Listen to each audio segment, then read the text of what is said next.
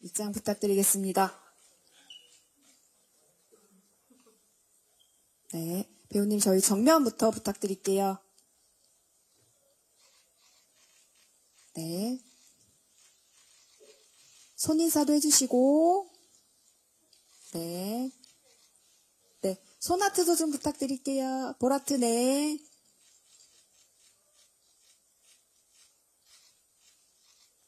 네. 감사합니다. 네. 네. 네, 이제 저희 배수빈 배우님 입장 부탁드릴게요.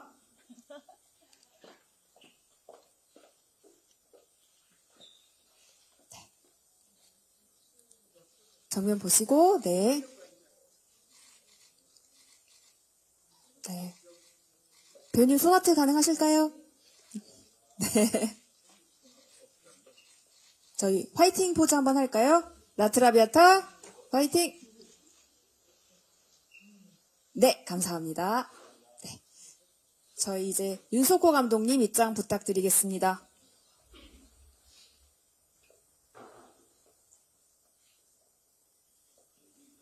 네. 네. 네, 감사합니다. 감독님 손인사 한번 해주실 수 있으실까요? 네. 네. 네, 감사합니다. 저희 이제 그 김정 배우님, 배수빈 배우님 2인컷 저희 준비하도록 하겠습니다. 네, 배우님 두 분 입장 부탁드리겠습니다.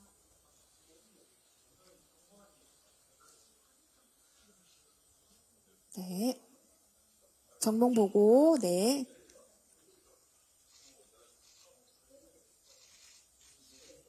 네. 손도 한번 흔들까요? 네. 네, 그대로 저희 손하트 가실게요. 네. 그거 먼저 하고, 따로 또 네. 네네. 네, 두 분이서 하트를 만들어주시면, 다시 한 번만 부탁드릴게요. 두 분이서 하트 만드는 거, 네. 하고, 네. 마지막으로 볼하트 한번 할까요, 저희? 네. 그럼요. 정말 마지막으로 화이팅 포즈 한 번만 하겠습니다. 라트라비아타, 화이팅! 네, 저희 그러면 두 분 계시고, 감독님까지 저희 3인 촬영 진행하도록 하겠습니다.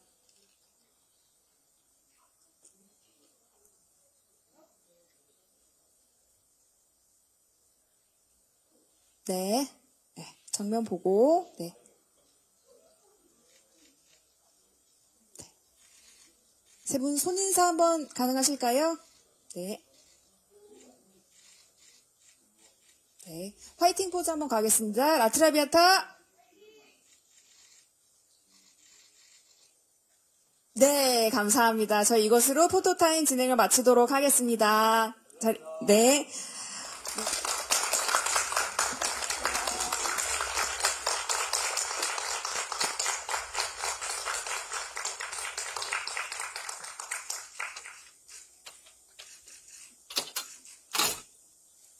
네, 그럼 먼저 저희 감독님 배우님들 인사 부탁드릴게요. 저희 윤석호 감독님부터 부탁드립니다. 네, 안녕하세요. 영화계 이제 데뷔한 신인 감독 윤석호입니다. 잘 부탁드립니다.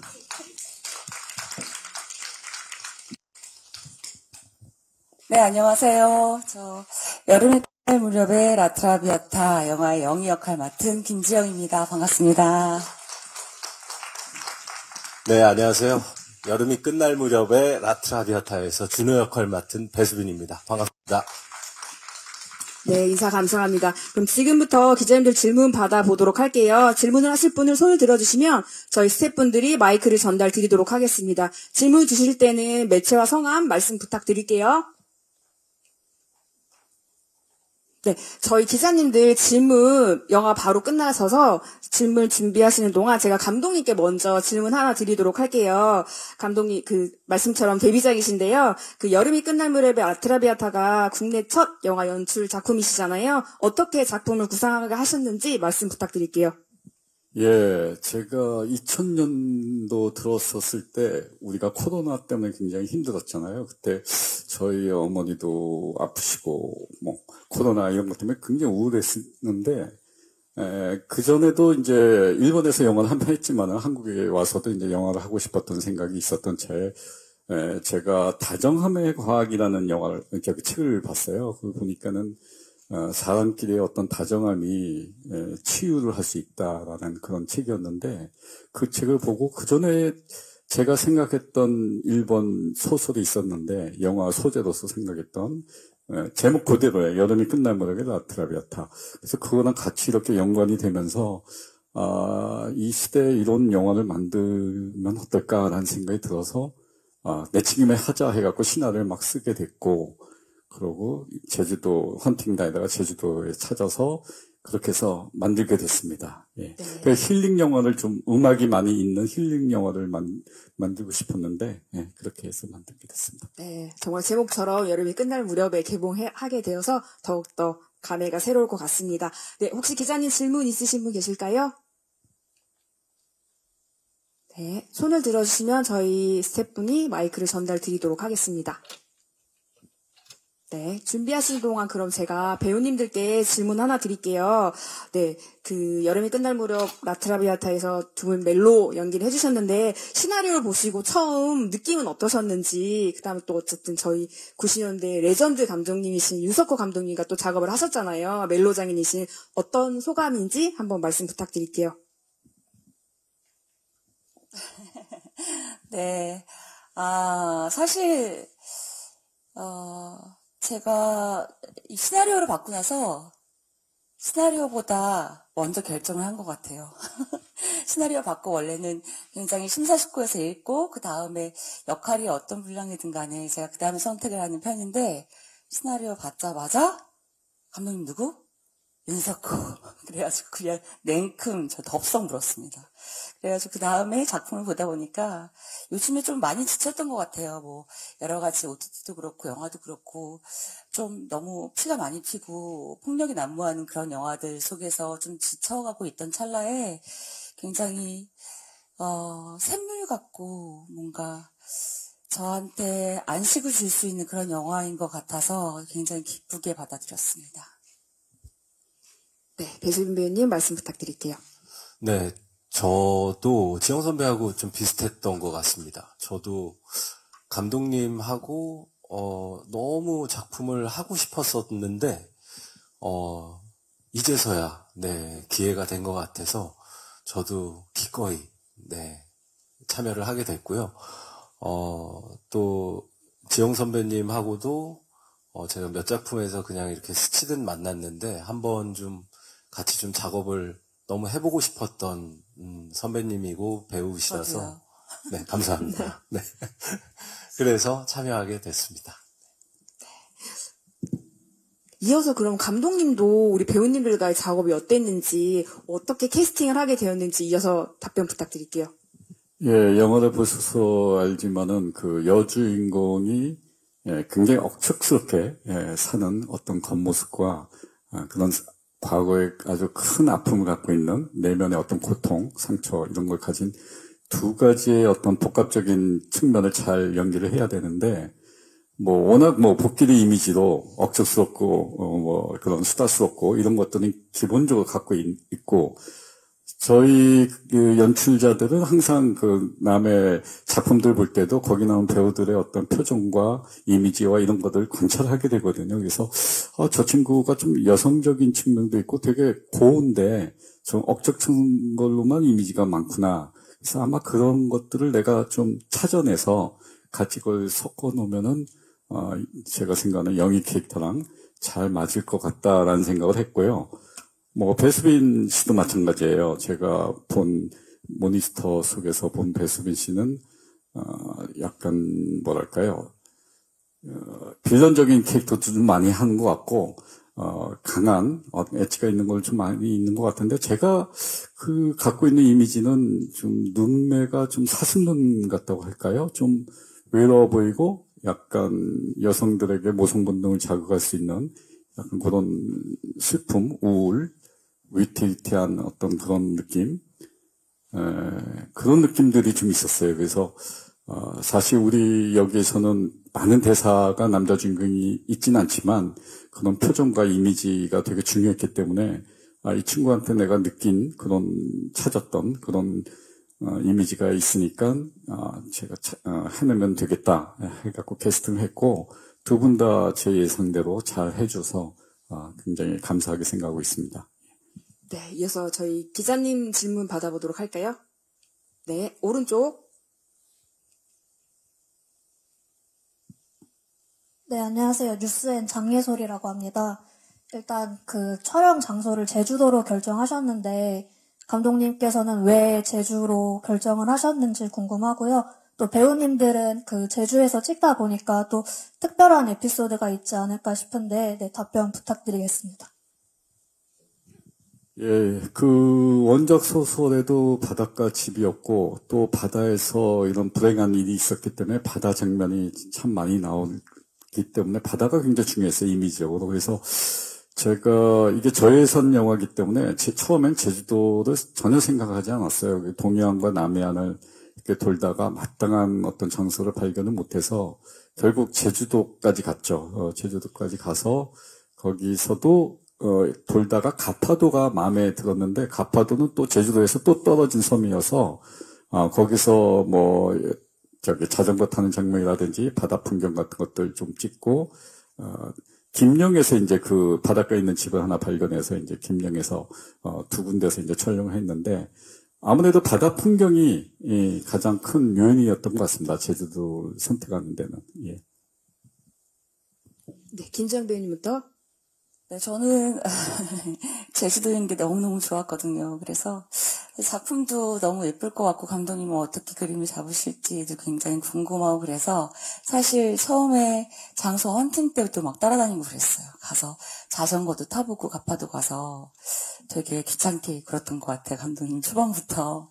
그래서 저 촬영을 했는데 감독님이 태풍이 무조건 오긴 왔어야 했는데 너무 간절한 염원을 담았는지 태풍이 3번이나 와가지고 해를 못 볼 정도로 좀 열악한 기상 속에서 찍어야 했었는데 그럼에도 불구하고 저희가 기다린 보람들이 있는 것들이 많았어서 감독님은 너무 아쉬워하셨지만 그래서 저희는 되게 좋은 장면들이 많았던 것 같고 심지어 엔딩 장면에 저희가 이렇게 앉아가지고 바다를 바라보면서 있는 그 뒷모습이 찍히는데 눈물이 막 나더라고요.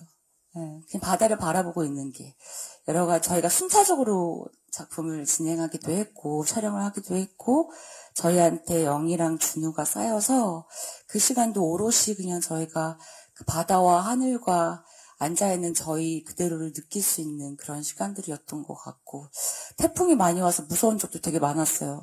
감독님이 자꾸 바닷가 걸으라고 막 그래가지고 네. 막 뒷모습은 엄청 처연한 것이긴 했지만 앞으로는 계속 울면서 걸어갔거든요. 막 태풍이 너무 심해가지고 근데 감독님의 열정이 대단하셨어요. 예, 지금도 열정이 어마어마하셔가지고 뭐 어떤 기상이변이나 어떤 저희를 가로막는 무엇이더라도 저희를 막을 수 없을 만큼 촬영을 강행했고 그 결과 좋은 작품을 얻은 것 같습니다.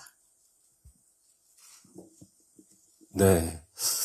정말 저희 영화 같은 경우는 하늘하고 동업을 해야 했던 작품이었거든요.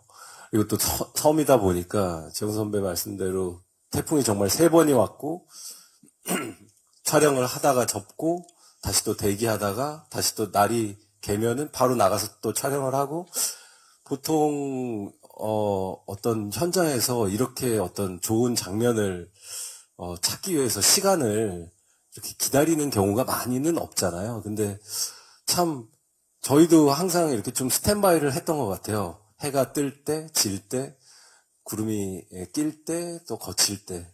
그래서 여러 가지 또 그런 장면들을 또 함께 이렇게 모여서 기다렸다가 같이 달려나가서 찍고 뭐 이런 것들이 좀 되게 참 신기한 경험을 했다라는 생각이 듭니다. 네, 그거는 저희 사실 비밀이긴 한데 감독님은 모르셨겠지만 가파도에 들어갔을 때 저희 시간이 없었잖아요. 그랬는데 비가 왔잖아요. 다음날 못 찍을 수도 있었거든요.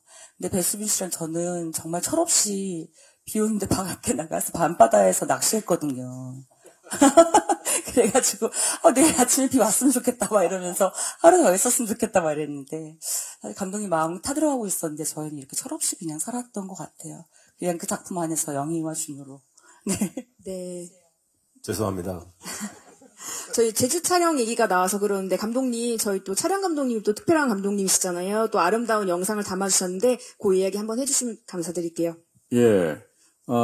촬영 감독, 제가 이제 영화는 아무래도, 처음이기 때문에, 예, 촬영 감독님은 좀 유명한 분을 모시고 싶었어요. 그래서, 저랑 옛날에 대학에서 그 영국영화과 학생들 면접을 같이 봤던 기억이 있어서, 그, 김영구 촬영 감독님. 그래서 거의 뭐 20-30년 만에, 20년 만에 연락을 했나요? 근데 다행히 또 오케이 해주셔서, 김명구 감독님 워낙 베테랑이시고 그런 분인데 오케이 해줘갖고 아주 마음 편하게 잘 찍었습니다. 예.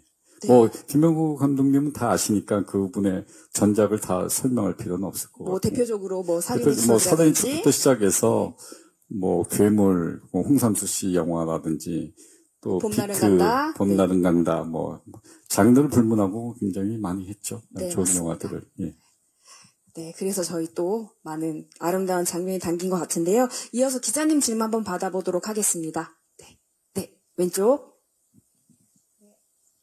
네, 안녕하세요. 저 뉴스원 정리지인 기자라고 합니다. 저 감독님께 2가지 정도 질문 드리고 싶은데요. 그 드라마 연출작 마지막은 2012년에 사랑비이신 것 같은데 이제 12년 만에 뭔가 대중들에게 또 작품을 보여주시는 건데 좀 이렇게 시간이 걸린 이유가 뭔지 궁금하고 또 영화 연출로 또 데뷔하신 국내에서는 또 첫 작품이니까 소감이 일단 궁금합니다. 네. 예, 제가 개인적으로는 이제 겨울연가 이후로, 그 이후에도 이제 작품 했는데 회사를 만들고 여러 가지 이제 겨울연가 뮤지컬도 하고 2013년인가? 13년 같은데 사랑비를 했던 게 거기까지 하고요. 작가로서 예술가로서 한계라고 할까요? 그런 거를 많이 느껴갖고 그냥 떠났어요. 한국을 떠나서 영국에서 1년 있었어요. 영국에서 옥스퍼드 대학하고 런던 대학에 그래도 받아줘서 연구원으로 있으면서 이제 한류 강의도 좀 했고 그러던 차에 이제 일본에서 영화 제안이 와서 귀국해서 이제 일본에 가서 이제 영화 준비하고 그것도 한 3-4년 걸리더라고요. 그래서 그 작업하고 이제 한국에 와서 이제 기획하고 또 부모님들이 좀 몸이 편찮으셔서 그것도 같이 좀 있고 그런 일들이 계속 됐었죠. 그래서 한 10년 정도 지난 것 같아요. 공백이 보면은 그런 일들이 있었고 그래도 항상 마음속에는 현역이었어요. 항상 책을 보고 보면서 이런 거 하면 어떨까 저런 거 하면 어떨까 어떤 작품이 나올까 또 타인의 작품들도 보면서 트렌드가 이렇게 바뀌겠구나 이런저런 생각들 계속 그렇게 살아왔죠.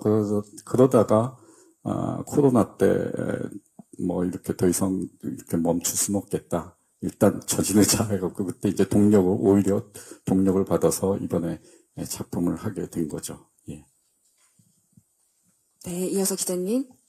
네, 하나 더 드리고 싶은 질문은 비슷한 질문일 수도 있는데 왜 영화로 또 보여주시게 됐는지 드라마가 아니라 네, 그것도 좀 궁금합니다. 예, 드라마는 약간 제가 아이러니컬하게도 겨울연가 할 때는 제작비가 굉장히 쌌어요. 모든 게 스텝이나 배우들이나 그래서 방송국에서 한류가 생기기 전이었죠. 근데 한류가 생기고 나서 아이러니컬하게도 제작비가 너무 올랐어요. 외국에 이제 수출하면서 막 오르다 보니까 자본이 이렇게 오르다 보면은 투자를 받아야 되잖아요. 투자를 받다 보면은 약간 상업성을 질 수밖에 없는 거고 자본의 논리에 많이 이렇게 기획도 맞춰줘야 되는 거고 지금 방송국들도 아시다시피 OTT 시장 때문에 굉장히 방송국에 그게 많이 약화가 됐잖아요. 그래서 모든 그런 어떤 풍조를 보면서 제가 거기에 맞출 수는 없더라고요. 그래서 드라마를 하려면은 그런 류의 드라마들을 이제 해야 될 것 같은 분위기가 되고, 제가 좋아하는 어떤 취향과 이런 것들은 그거랑 좀 괴리감이 좀 생기고 하면서 드라마 PD들은 모든 또 드라마 PD들은 영화에 대한 어떤 그런 거가 있어요, 욕망이. 그래서 영화를 좀 하면 어떨까라는 생각이 들었고, 그래서 이번에도 저는 뭐 그렇게 스케일이 큰 영화를 이렇게 드라마도 그랬지만은 그런 걸 하는 스타일이 아니고 작은 데서 이렇게 알콩달콩 그런 걸 찾는 스타일이기 때문에 작은 영화 같은 큰 영화가 아니라 작은 영화 같은 거는 좀 내가 할 수 있겠다 생각이 들고, 방송국에 제가 처음 갔을 때도 TV문학관 같은 프로를 하고 싶어서 갔어요. 근데 TV문학관이 없어졌는데 그런 어떤 그런 단막의 형태의 그런 장르를 제가 개인적으로 좋아했고, 그리고 이제 더 나이 먹기 전에 이제는 해야 된다, 막 그런 생각을 하던 차에 이제 일본에서 제안이 와서 했고, 계속 할 수 있겠다라는 생각을 거기서 발견을 했고, 그래서 이제 앞으로도 계속 하고 싶습니다. 계속 기획하고 있고, 그렇게 해서 하게 된 것 같습니다. 드라마는 아무래도 좀 시스템도 많이 바뀌고, 그래서 좀 이제는 영화 쪽에 이렇게 해야 되지 않나 이런 생각을 하게 됐습니다. 네, 아무래도 저희 감독님이 오래간만에 작품을 가지고 와서 궁금한 게 많은 것 같은데, 저도 좀 궁금한 게 있어서, 감독님, 저 사실 문학의 전반에 걸쳐서 지금 뭐 가요도 그렇고 패션도 그렇고 Y2K 열풍이 불고 있잖아요. 감독님이 연출하신 레전드 드라마 뭐 가을동화라든지 겨울연가 등도 유튜브 등 다양한 플랫폼에서 지금도 큰 사랑을 받고 있어요. 이렇게 오랫동안 작품들이 대중들에게 사랑받는 이유가 뭘지, 그리고 그 레전드 드라마 속의 배우님들 지금도 최고의 사랑을 받는 배우이신데 그런 모습을 보면 어떤 느낌이실지 한번 답변 부탁드리겠습니다. 그래서 레트로라고 이제 그런 현상이 일어나고 있는데, 저는 이제 다른 사람들한테 많이 얘기를 들어요. 뭐 유튜브에서 그런 게 나가서 역주행하는 경우도 있다, 뭐 그런 얘기를 많이 듣는데, 글쎄요, 제가 그걸 진단하긴 되게 어려워요. 어렵고, 그냥 지금 젊은 세대들이 볼 때는 지금과 다른 모습이 굉장히 신선한 느낌으로 받아들일 수 있을 것 같고, 그리고, 그때가 좀 더 순수했던 것 같아요. 모든 그 내용이나, 그런 것들이. 그래서 그런 순수한 어떤 점들은 뭐 시대가 바뀌어도, 시간이 바뀌어도 약간 통하지 않나, 그런 측면들이 있어서 아마 그래서 그런 게 아닐까라는 생각이 듭니다. 네, 맞습니다. 네, 감독님의 그 순수한 멜로가 우리 라트라비아테도 그대로 녹아 있는 것 같고요. 이어서 저희 기자님 질문 받아보도록 할게요. 네, 중앙 쪽.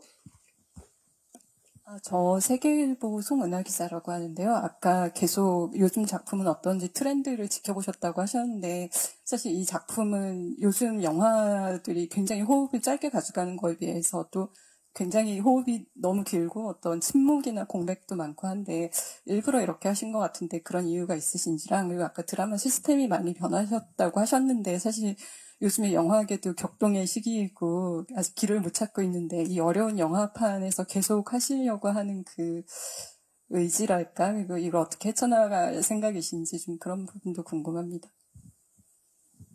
이 계속 헤쳐나가려면은 그냥 제가 할 수 있는 작은 영화들을 계속 만드는 거가 되게 중요하다고 생각해요. 이번에도 뭐 예산은 크게 안 들였는데,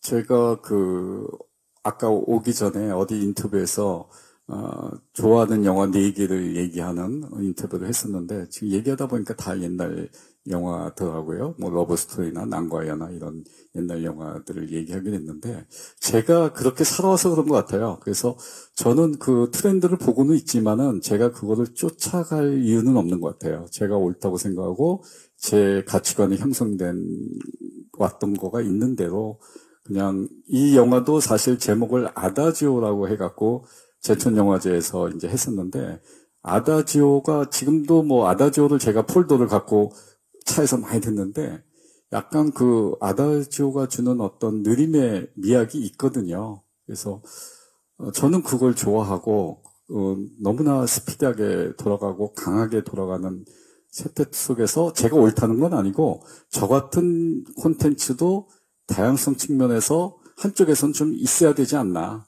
그래서 다양하게 그런 걸 또 좋아하는 사람은 그런 데서 숨도 좀 쉬고 또 재밌고 쇼트한 거를 좋아하시는 분들은 또 그런 걸 또 좋아하면서 스트레스를 풀고 뭐 이런 다양성이라고 보는데 저는 제가 하는 거는 그게 저의 역할인 것 같고 약간의 뭐 사명감까지는 아니지만은 제가 사회의 어떤 순기능이라고 할까요? 저는 어쨌든 콘텐츠를 통해서 약간 따뜻한 마음, 뭐 좀 정화된 느낌 그런 거를 받길 원하니까 그런 작품들을 계속 하고 싶죠. 예. 트렌드랑 상관없이요. 예. 네, 답변 감사합니다. 이어서 기자님 질문 받아보도록 하겠습니다.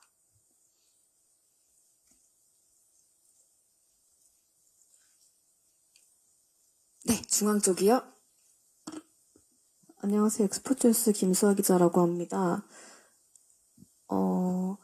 그 두 배우분들께 질문 드리고 싶은데요. 영화 속에서 가장 인상 깊었던 음악이 있으면 그게 무엇이었는지 그거랑 이유까지 한번 말씀 부탁드립니다. 네, 우리 배수인 배우님 먼저 말씀 부탁드릴게요. 네, 저는 음악을 너무 좋아하고요. 네, 감독님께서도 음악에 대한 조예가 너무 깊으셔가지고 여러 가지 음악들이 많이 나오는데요. 저는 뭐 개인적으로는 그 옴브라마이프라는 곡이 있거든요. 네, 근데 그 음악이 가장 기억에 많이 남습니다. 저 같은 경우는 글렌 굴드의 피아노 연주로 나왔던 아다지오가 제일 저한테 의미가 있는 곡이었고 그 곡을 들으면 아들의 목소리가 들릴 것 같으니까 요즘에도 자주 듣는 것 같아요. 네. 기자님 질문처럼 우리 영화에서 클래식 음악이 정말 중요한 역할을 하잖아요. 감독님 저희 영화 속에 나오는 음악을 어떻게 또 선곡을 하셨는지 음악 감독님 올드보이 이지수 감독님과 호흡을 맞추셨는데 음악에 관련된 에피소드 한번 말씀해 주시면 감사드리겠습니다. 예, 원작 소설 읽었을 때 제일 마음에 들었던 부분이 그 글렌 굴드의 허밍. 글렌 굴드가 피아노칠 때 허밍한다는 거는 많이 알려진 사실인데, 그걸 모티브로 해서, 자식의 죽음과 이런 전체적인 스토리를 끌고 나온 그 아이디어가 굉장히 마음에 들었어요. 그래서, 요거 좀 영화도 만들고 싶다라고 생각을 해서 이제 시작을 하게 됐는데, 그러다 보니까, 영화를 보셔서 알다시피 아들의 플레이리스트 그 쪽지가 있잖아요. 그래서 거기 소설 속에는 그 쪽지 넘버가 없죠. 그래서 이제 제가 이제 그걸 결정을 해야 되는데, 그래서 그때 뭐 예원 다니는 학생들 만나서도 너희들이 치고 싶은 곡이 뭐니? 뭐 그런 것도 물어보고, 그 나이 또래 초등학교에서 중학교생 정도의 애들이 치고 싶어 하는 곡들. 그리고 유튜브에서도 이제 많이 있더라고요. 콘테스트 하는 장면들이, 그런 콩쿨, 그것도 다 찾아보고, 그리고 또 음악 감독 이지수 감독하고, 또 이제 그런 제가 이제 모아놓은 곡하고, 그런 걸 이제 프로시니까 이지수 감독하고 같이 상의를 하고, 또 영화 속에 전체적인 톤 앤 매너에 또 맞아야 되니까, 단지 기교나 이런 거가 중요한 게 아니라, 그 톤 앤 매너가 맞아야 되니까, 또 거기서 또 추리고 해갖고 이제, 나온 곡들이고, 이지수 감독은 뭐 제가 여러 매체에서 한번 얘기를 한 적이 있는데 저랑 이제 겨울연가 때 만나서 겨울연가 때 사실 그 배영준 씨 피아노 치는 손가락 그 대역으로 이제 대학생이 왔는데 그때 인연으로 해서 그 이후에 작품을 계속 같이 했어요. 그 서울대 작곡가 학생이었기 때문에 작곡한 것도 많고 재능도 많고 그래서 저랑 작업을 계속했고 이번에도 그 친구가 다른 데서 받는 사례 진짜 너무나 적은 액수였지만은 쾌히 해줘서 너무 고맙게 생각하고 있고 그렇게 같이 했던 것 같습니다. 네. 예. 약간 근원적인 제가 그 질문이 생각이 나는데요. 두 배우님은 클래식 음악을 좋아하시는지 갑자기 궁금해집니다. 네, 저는 좋아합니다. 네, 그래서 촬영 현장에서 굉장히 음악을 많이 들은 걸로 알고 있는데 그런 에피소드들도 말씀해 주시면 좋을 것 같아요. 네, 나이가 좀 죄송합니다. 들어갈수록, 네, 클래식이 좋아지는 것 같습니다. 그리고 어떻게 굉장히 어떤 장르의 음악들을 들으면 굉장히 좀 질리고 이렇게 오래 못 듣고 그런데, 클래식 음악은 계속 듣고 있으면은 왠지 그냥 계속 들을 수 있을 것 같은, 그러다 잠잘 수 있을 것도 없고, 그러다 밥 먹을 수 있을 것 같고, 뭐 그런 의미로 약간 좀 그런 의미에서 좀 생활 밀착형 음악이라고 해야 될까요? 네. 그렇게 듣고 있습니다. 네. 저는 사실 뭐 클래식만 많이 듣고 이런 스타일은 아니거든요. 그냥 주말에 늦은 오후쯤에 늦게 밥 먹고 다 치우고 그리고 이렇게 누워있을 때 널브러져 있을 때 좀 듣는 그런 음악들로 클래식을 많이 선택하는 편인데 근데 뭐 정확한 정보도 없고 제목도 잘 모르고 막 이럴 때가 많아서 저 클래식 몰라요 이렇게 얘기했었는데 사실 저는 이 영화를 하고 나서는 난 클래식을 되게 좋아한다라고 말씀을 드리고 싶어요.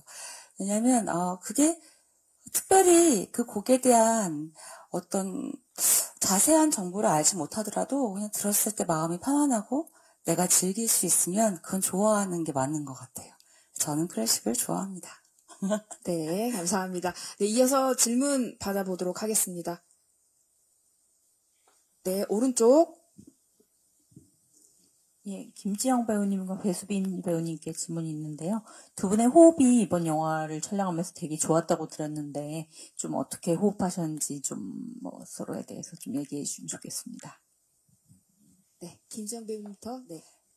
저는 영화에서 보신 것처럼 배수빈 씨 되게 괴롭혔어요. 네. 엄청 귀찮게 굴고 밥 먹자 그러고 놀아줘 그러고 그랬는데 배수빈 씨는 정말 철저히 그 인물처럼 그 기간을 오롯이 준우로 살았던 것 같아요. 초반에 제가 막 말 걸고 선배님 저 지금 좀 쉬고 싶어서요. 오늘은 저는 식사를 하고 싶지 않아서요. 뭐 혹은 살이 좀 더 빠졌으면 좋겠어서 뭐 여러 가지 이유로 되게 저를 피했고요. 그래서 되게 섭섭할 찰나에 점점 제가 그래도 끊임없이 막 너무 귀찮게 구니까 정말 귀찮았는지 한번 밥 먹어주더라고요. 그래가지고 되게 편안해지는 어떤 시점이 있었는데 그때부터 저도 약간 배수빈 배우 보시면은 되게 분위기 있고 엄청 멋있잖아요. 잘생겼잖아요. 네, 그래가지고 제가 맨날 잘생겼어 맨날 그래가지고 되게 부담스러웠을 것 같은데 그만큼 영희로서 준우를 굉장히 인간적으로도 굉장히 사랑하고 남자로서는 당연히 사랑할 수밖에 없을 것 같아요. 표현이 잘 안 됐나요? 잘 되었으리라 믿습니다. 네, 감사합니다. 저는 좀 힘들었어요. 솔직히 제주도에서의 삶이. 왜냐하면 준우는 우울증에 빠져 있었고 뭔가 좀 고립되어 있는 상태의 어떤 그 정신 상태를 가지고 있었기 때문에 기본적으로 그 한 달 전쯤부터 영화 촬영 들어가기 한 달 전쯤부터 계속 좀 계속 금식을 좀 간헐적 금식을 하기도 했고요. 그래서 또 어디 밖에도 안 나가고 좀 저 자신을 조금 고립시켰던 것 같아요. 근데 막상 제주도에 가니까 넓게 뚫린 바다를 보고 하늘을 보고 하니까 갑자기 기분이 너무 좋아지는 거예요. 그래서 저는 이거를 계속 유지를 하고 가야 되는데 지영 선배님은 계속 이제 촬영 끝나고 맛있는 거 이렇게 있으면은 같이 가시고 그러니까 저는 좀 이게 좀 힘들다. 이 좋은 풍경에서 이렇게 영화를 촬영한다는 거는 약간 좀 다른 이야기구나 라는 거를 좀 느꼈고요. 네. 근데 너무 또 이렇게 변하면서 또 영희가 계속 이렇게 영며들듯이 네, 뭔가 약간 그렇게 딸려 들어갔던 것 같습니다. 네. 그래서 참 너무 좋았습니다. 네. 네, 답변 감사합니다. 저희가 시간 관계상 이제 마무리를 지어야 될 것 같은데 혹시 기자님 추가 질문 있으실까요? 네, 없으신 걸로 알고 그럼 저희 감독님과 배우님 마지막 소감 듣고 기자 간담회를 마치고 끝인사 하면서 이제 끝인사 마친 포토타임을 진행할 건데 이제 저희 배수빈 배우님부터 끝인사 하시면서 저희 뭐 어떻게 영화를 봐주셨으면 좋겠는지, 그리고 또 매력 포인트가 어떤 게 있는지까지 해주시면 너무 감사드리겠습니다. 네.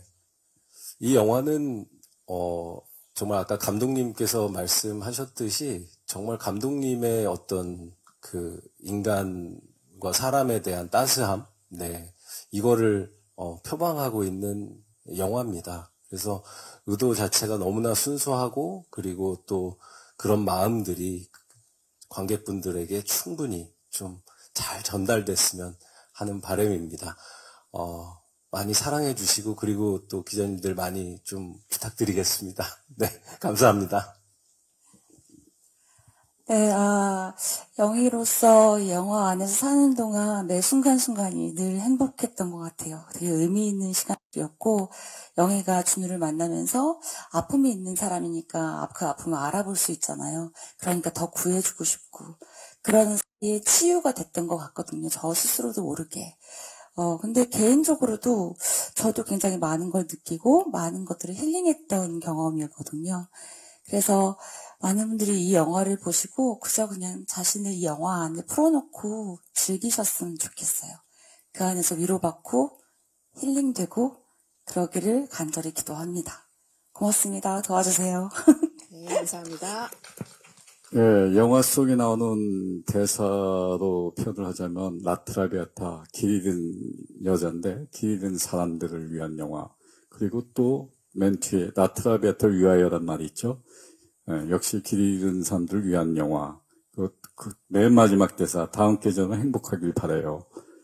역시 위로를 주는 그런 영화로 만들고 싶었습니다. 그래서 이 영화를 보고 우리가 인생의 어떤 여러 가지 어려움과 힘듦과 이런 것들이 있는데 이 영화를 보고 잠시 그 동안 좀 위로를 받을 수 있었으면 하는 마음으로 이 영화를 만들었습니다. 많이 전달해 주시고 관심을 가져주셨으면 감사하겠습니다. 감사합니다.